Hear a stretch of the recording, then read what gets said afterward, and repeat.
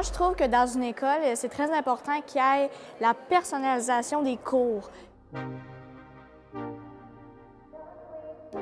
C'est quoi l'école? L'école, c'est un parcours. C'est un parcours qui amène des jeunes du point A au point B.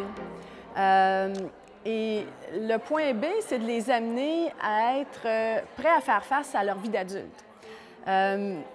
L'école idéale, maintenant, elle doit plus juste donner des connaissances, elle doit développer des compétences créatives, des compétences, la capacité de faire des liens, de travailler en équipe, d'innover. C'est ça la nouvelle réalité d'adulte qui les attend. Fait que, il faut donc revoir plein de choses dans nos modèles. Le prof n'est plus là comme représentant des connaissances. Le prof devient un guide, ça c'est une des choses.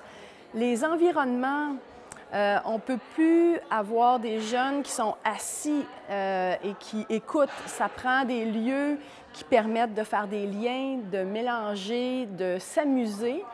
Même les sujets enseignés, la vie maintenant est multidisciplinaire, transdisciplinaire. On peut enseigner des matières en silo.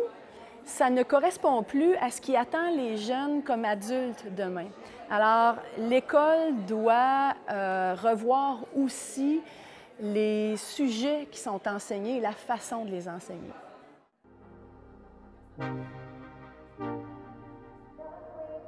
Pour moi, l'école idéale, ce serait d'avoir un prof à l'écoute, plutôt engagé dans ce qu'il fait et qui nous comprenne, avec des systèmes d'évaluation qui évoluent en fonction de nos compétences et qui répondent aux attentes de plus tard, de ce dont on aura besoin plus tard.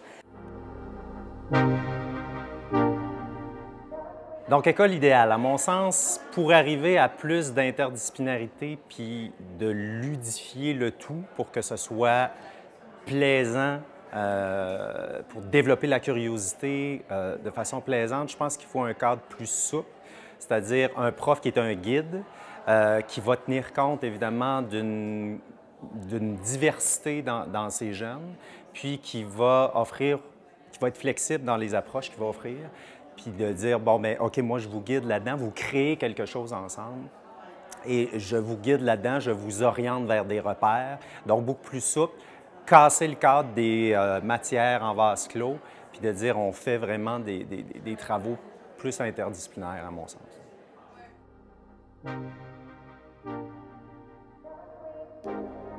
L'école idéale du futur, c'est le décloisonnement autant des matières, autant aussi des lieux. C'est de revoir le rôle de l'enseignant qui se veut beaucoup plus un guide, un accompagnateur, un motivateur.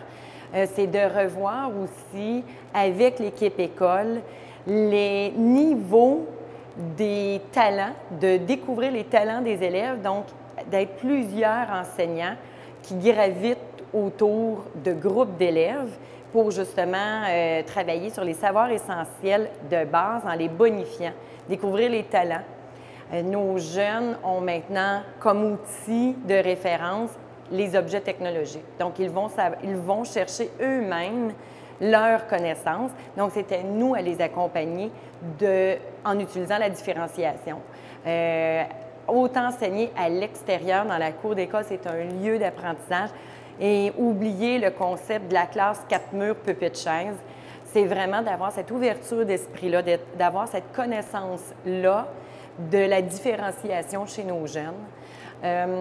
C'est pas une question d'être un transmetteur de connaissances, mais justement d'avoir ce souci-là de travailler l'estime de soi, la confiance chez nos jeunes, parce que les connaissances de base, ils peuvent aller les chercher autant avec leur tablette, leur portable, leur cellulaire. Donc, on est en train de revoir complètement ce concept-là de l'éducation d'une école et d'un enseignant.